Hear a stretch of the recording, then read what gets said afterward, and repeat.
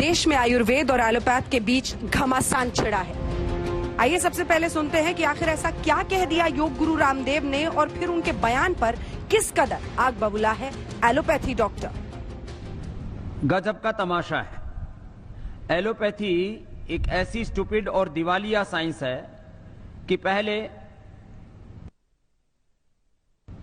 Chloroquine fail हुई, फिर remdesivir fail हो गई, फिर एंटीबायोटिक्स इनके फेल हो गए, फिर स्टेरॉइड इनके फेल हो गए, प्लाज्मा थेरापी के ऊपर भी कल बैन लग गया और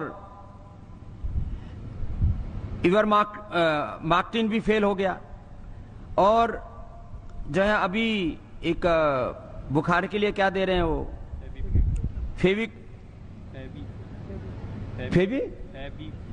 फेविफ्लू, वो भी फेल है। जितने भी दवाएं दे रहे हैं, फिर लोग कह रहे हैं तमाशा हो क्या रहा है। बुखार की दवाई उनकी कोई कोरोना के ऊपर काम नहीं कर रही, क्योंकि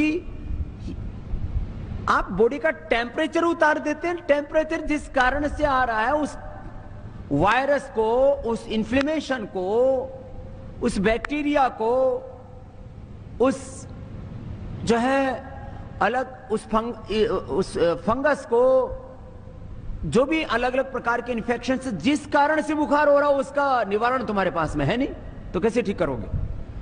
इसलिए मैं एक बहुत बड़ी बात कह रहा हूं, हो सकता है इसके ऊपर कुछ लोग विवाद करें।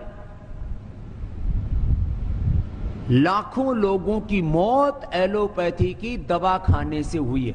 जितने लोगों की मौत हॉस्पिटल न जाने के कारण से हुई है, ऑक्सीजन न मिलने के कारण से हुई है, उससे ज्यादा लोगों की मौत ऑक्सीजन के बावजूद हुई है, दवा एलोपैथी की दवा मिलने के बावजूद हुई है। इस तरह के जो बयान हैं, डॉक्टरों का मनोबल कम होता है और जो दिन रात अपनी जान गंवा के सेवा कर रहे हैं, उसके लिए मैं तो कहूंगा कि ये बहुत ही दुर्भाग्यपूर्ण है कि इस तरह का बयान किसी को भी नहीं देना चाहिए। योग गुरु रामदेव ने एलोपैथी को लेकर विवादित टिप्पणी की तो विवाद फुल स्पीड से बढ़ता गया और आखिरकार योग गुरु को अपना बयान वापस लेना पड़ा। रामदेव ने स्वास्थ्य मंत्री डॉक्टर हर्षवर्धन की चिट्ठी मिलने के बाद सोशल मीडिया पर लिखा, आपका पत्र प्राप्त हुआ, उसके संदर्भ में चिकित्सा पद्धतियों के संघर्ष के इस पूरे विवाद को खेदपूर्वक विराम देते हुए मैं अपना वक्तव्य वापस लेता हूं। मेडिकल साइंस के सभी रूपों का सम्मान करते हैं। एलोपैथी ने कई जानें बचाई हैं। दरअसल स्वास्थ्य मंत्री डॉक्टर हर्षवर्धन ने योग गुरु रामदेव के बयान पर आपत्ति जताते हुए उन्हें चिट्ठी लिखी थी और बयान वापस लेने की मांग की थी।